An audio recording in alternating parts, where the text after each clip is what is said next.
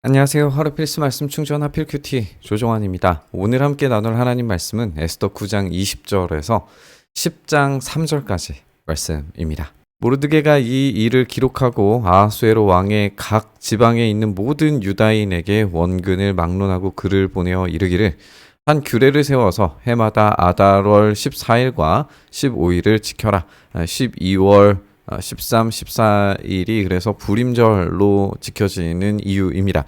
이날에 유다인들이 대적에게서 벗어나 평안함을 얻어 슬픔이 변하여 기쁨이 되고 애통이 변하여 길한 날이 되었으니 이 두 날을 지켜 잔치를 베풀고 즐기며 서로 예물을 주며 가난한 자를 구제하라 라고 이야기하고 있습니다. 이 축하에 대한 메시지를 우리가 생각을 해보면 모르드게는 대적에게서 벗어나서 평안을 얻게 된 것, 슬픔이 변하여서 기쁨이 된 것, 애통이 변하여 길한 날이 된 것, 이렇게 역전된 시간에 대해서 기뻐하는 것을 우리가 보게 됩니다. 이것은 원수들에게서 해방하게 만드신 이 제출애굽의 그림자, 이것을 우리가 확인을 해볼 수 있다라고 이야기 나눴습니다.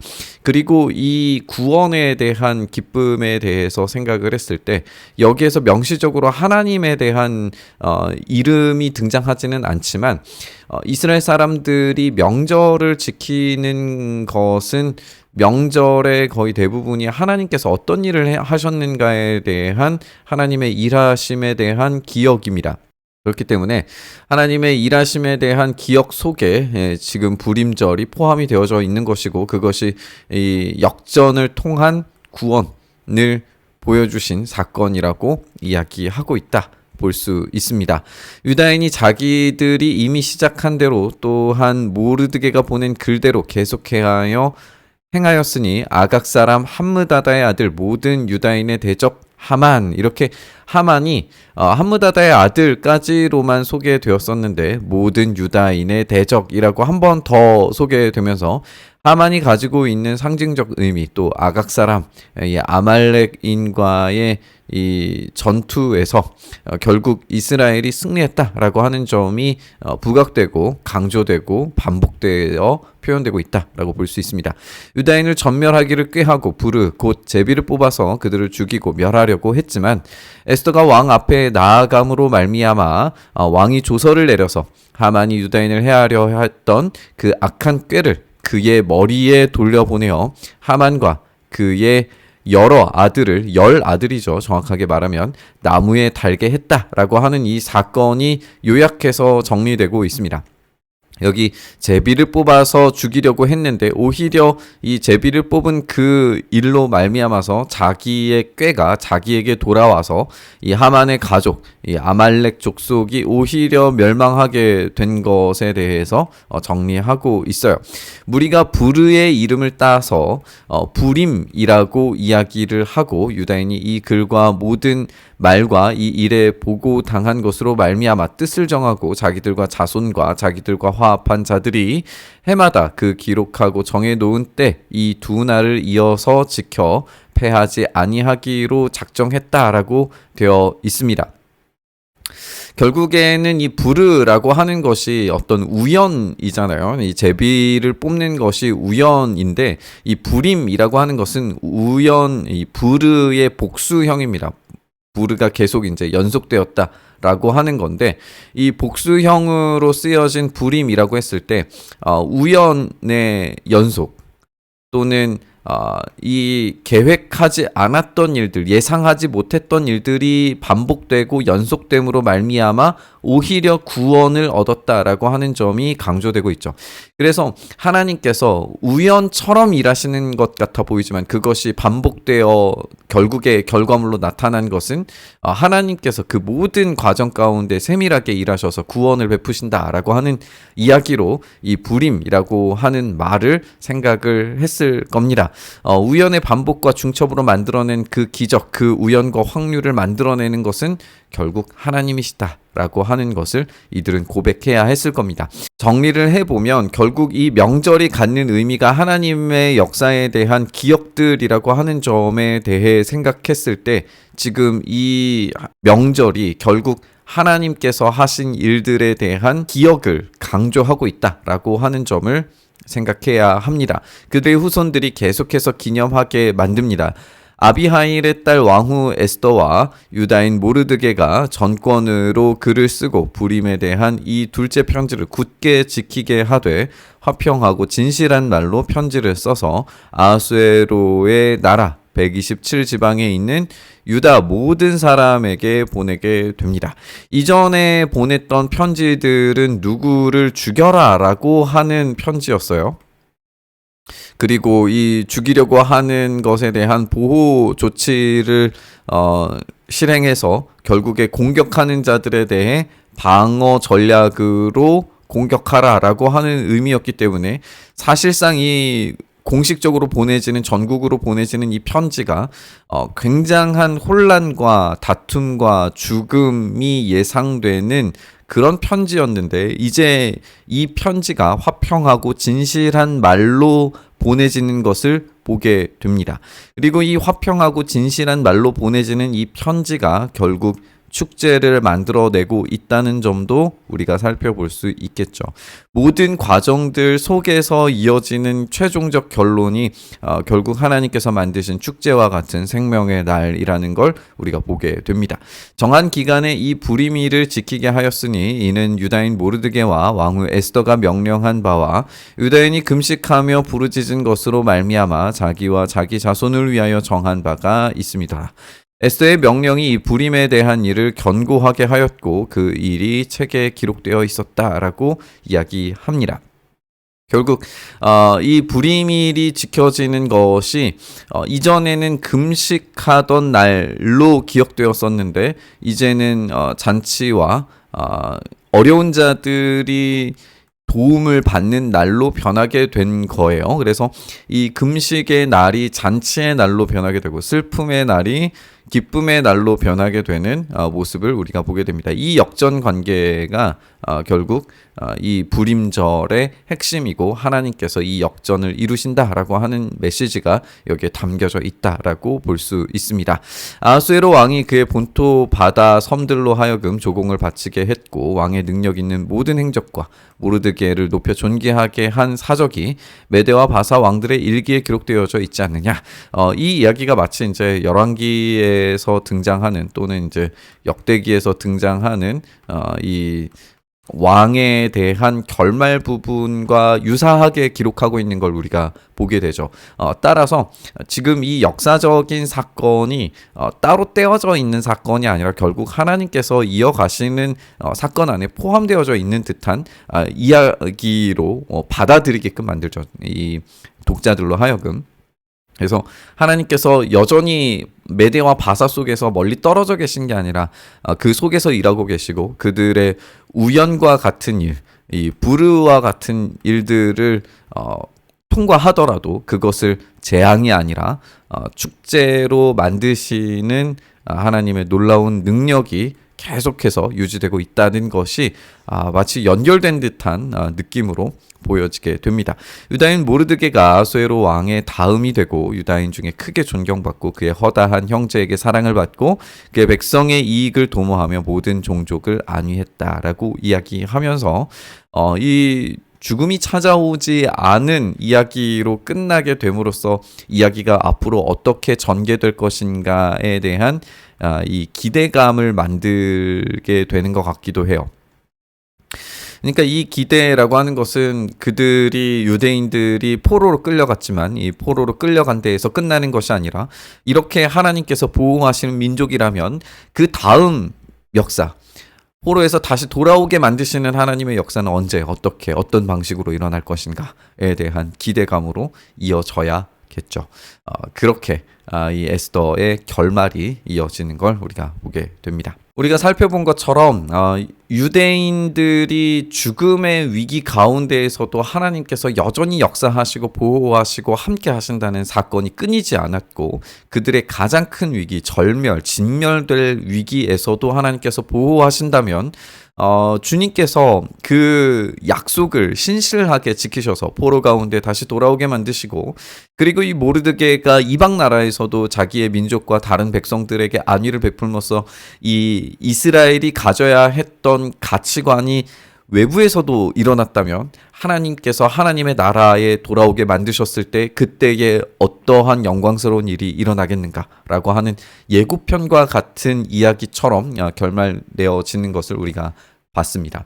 그렇다면 이제 우리는 우리의 시각에서 이 모든 것들이 완성된 십자가와 부활의 사건을 생각했을 때 지금 우리 여기 현재를 살아가는 우리 가운데서도 우리 주님께서 여전히 일하고 계시고 여전히 역사하고 계시고 우리 교회를 지키시고 보호하신다면 주님께서 다시 오셔서 모든 것을 완성하시는 때에 어떤 일이 일어나겠는가라고 하는 기대감을 우리가 생각해 봤으면 좋겠습니다.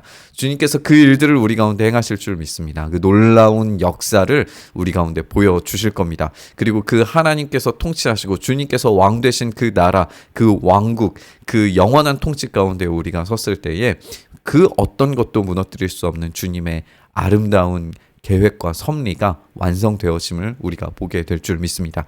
그 주님의 아름다운 나라가 속히 오기를 간절히 바라고 묵상하면서 우리 기도의 자리로 나아가시죠.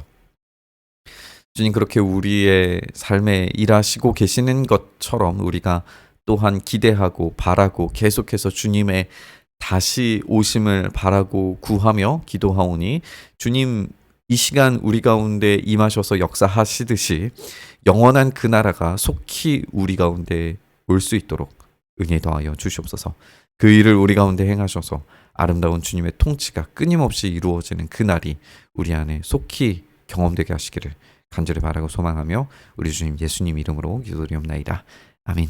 안녕하세요. 하루 필수 말씀 충전 하필 큐티 조종환입니다. 오늘 함께 나눌 하나님 말씀은 에스더 9장 1절에서 19절까지 말씀입니다. 아달월 곧 12째 달 13일, 우리가 계속 지적해온 것처럼 12월 13일이 이제 결전의 날입니다.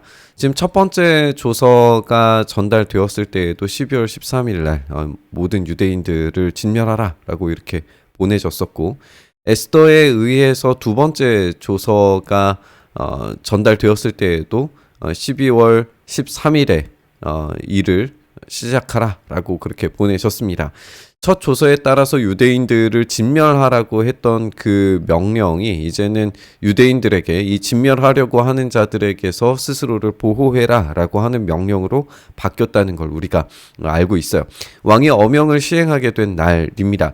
유다인이 대적들이 그들을 제거하기를 바랐더니 오히려 유다인이 도리어 자기들을 미워하는 자들을 제거하게 된 바로 그날, 이렇게 반복적으로 그날이 강조되고 있는 걸 우리가 보게 됩니다. 유다인들이 아하수에로 왕의 각 지방 각 읍에 모여서 자기들을 해하고자 한 자를 죽이려 하니 모든 민족이 그들을 두려워하여 능히 막을 자가 없었고 각 지방 모든 지방관과 대신들과 총독들과 왕의 사물을 보는 자들이 모르드게를 두려워함으로 유다인을 돕게 됩니다.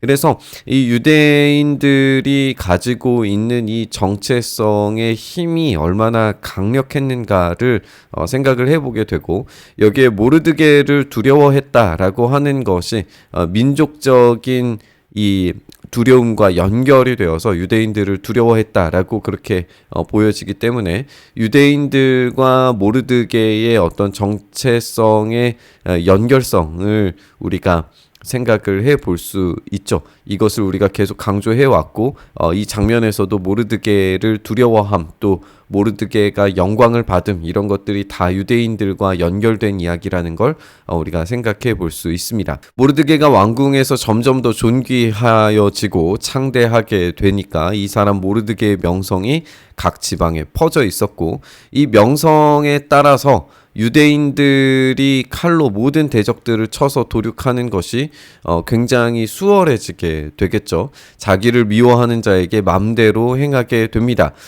이렇게 유다인이 도성수산에서 500명을 죽이게 되고 또 진멸하고 그 뒤에 이름들이 등장하는 것을 보게 되는데, 이 이름의 의미가 있죠. 이 이름들은 다름 아니라 하만의 10아들들의 이름입니다. 바산다다, 달본, 아스바다, 보라다, 아달리아, 아리다다, 바스다, 아리세, 아리데, 외사다 이렇게 10명의 아들들의 이름이 등장을 합니다. 그래서 이 500명과 10명의 하만의 아들들 이름들이 연결이 되면서 이 죽음이라고 하는 것이 이 진멸 작전이 다른 누군가가 아니라 이 하만, 이 아말렉 족속과 연결되어져 있다라고 하는 것이 강조되는 것으로 보여지죠.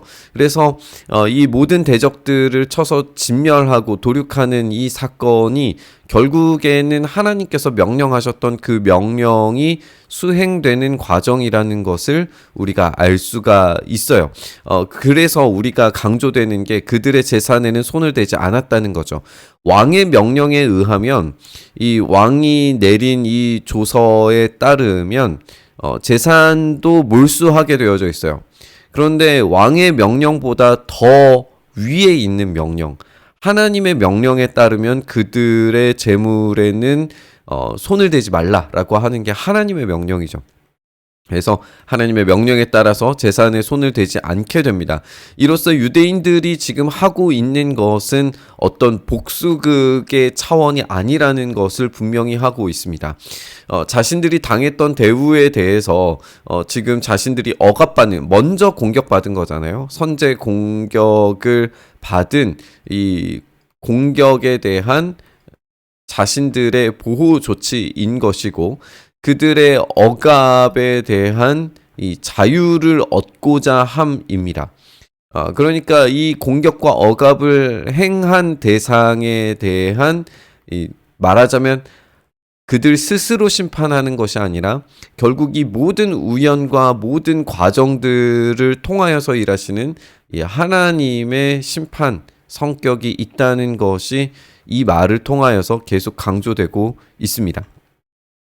도성 수산에서 도륙한 자의 수요를 왕께 아뢰니 왕이 왕후 에스더에게 이르되 유다인이 도성에서 이미 500명을 죽이고 멸하고 또 하만의 10 아들을 죽였으니 왕의 다른 지방에서는 어떠하였겠느냐. 이제 그대의 소청이 무엇이냐. 곧 허락하겠노라. 왕이 굉장히 관대하게 또 다시 요구가 무엇인지를 이야기를 하죠. 그러자 에스더가 왕이 만일 좋게 여기시면 수산에 사는 유다인들이 내일도 오늘 조서대로 행하게 하시고 하만의 10 아들의 시체를 나무에 매달게 하소서.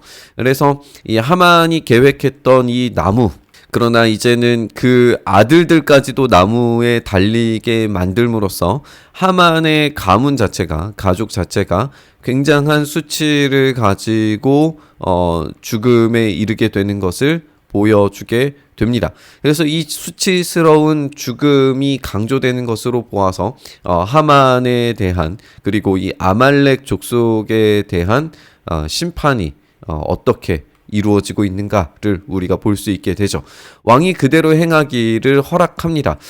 조서를 수산에 내리니 하만의 10 아들의 시체가 매달리게 됩니다. 아달월 14일에도 수산에 있는 유다인이 모여서 또 300명을 수산에서 도륙을 하게 되고 그들의 재산에는 손을 대지 않습니다. 이게 계속해서 반복됨으로써 이 장면이 보여주는 이 심판적 성격에 대해서 강조하는 것을 우리가 알 수가 있죠. 왕의 각 지방에 있는 다른 유다인이 모여서 스스로 생명을 보호하여 대적들에게서 벗어나며, 여기에 이제 이 목적이 있는 거죠. 사륙이 목적이 아니라 벗어나는 게 목적입니다. 한마디로 말하면 이들은 지금 억압된 상태에서 해방되는 거예요. 말하자면 지금 이 제출애굽에 대한 그림들이, 그림자가 여기에 있다라고 볼 수 있습니다. 두 번째 출애굽, 이 재출애굽 하는 어떤 이미지들이 제국 안에서 있다는 한계성은 보여지지만, 그럼에도 불구하고 하나님께서 일하시면 언제든지 새로운 출애굽, 재출애굽이 일어날 수 있다라고 하는 기대감을 가지게 만들죠. 이 벗어남, 이 해방이라고 하는 의미가 바로 그런 것들을 보여줍니다. 자기들을 미워하는 자 7만 5천 명을 도륙하되, 숫자에 대해서는 여러 가지 견해가 있을 수 있어요. 우리가 70인역에서는 15,000명으로 기록되어져 있기 때문에 7만인지 15,000인지 명확하지는 않습니다. 뭐 숫자가 그렇게 크고 적고 뭐 이런 것도 사실은 문제가 되지는 않을 거예요. 다만 여기에서 이제 보여지는 것은 벗어남이 목적이지 무한정 모든 이 제국을 위험에 빠뜨리려고 하는 목적이 전혀 아니었다라고 하는 점이 강조된다라고 우리가 볼 수 있을 것 같아요.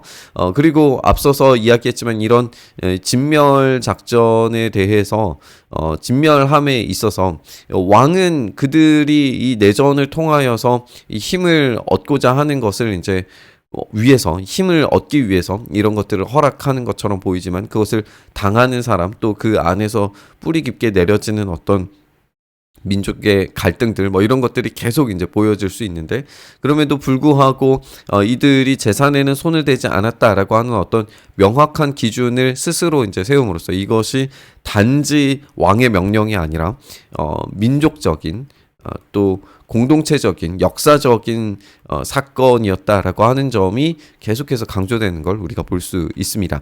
아달월 13일에 그 일을 행하였고 14일에 쉬며 그날에 잔치를 베풀어서 즐겼다라고 하면서 이제 13일과 14일 이 양일간에 벌어진 일들에 대해서 이야기하고 있고 수산에 사는 유다인들은 13일과 14일에 모여서 15일에 쉬고 이날에 잔치를 베풀어서 즐기게 됩니다. 이 날이 이제 잔치의 날 한마디로 말하면 이제 해방의 날이죠. 제출애굽의 어떤 그림자가 있는 그런 날입니다. 그러므로 시골의 유다인 곧 성이 없는 고을에 사는 사람들이 아달월 14일을 명절로 삼아서 잔치를 베풀고 즐기며 서로 예물을 주는 명절이 생기게 됩니다. 우리는 오늘 본문이 보여주고 있는 이 해방의 이야기, 이 모든 억압에서 벗어나는 이야기와 새로운 조서가 보여주었던 그 명령 그 이상의 하나님께서 명령하신 것에 순종하고 복종하는 것 그것이 이루어지는 잔치의 성격 이런 것들에 대해서 우리가 함께 나눴습니다. 어제도 한번 이 이야기를 나눴지만 우리는 전쟁이 한마디로 말하면 끝난 거나 다름없어요. 생명과 성령의 법이 우리를 다스리는 순간에 이 모든 이야기는 하나님께서 모든 믿는 자들을 구원하시리라고 하는 최종적 일에 우리가 다가갈 수밖에 없습니다. 그리고 그 과정 가운데 우리가 준비하고 구비되어져야 할 것들에 대해서 만들어져야 되는 것도 맞습니다.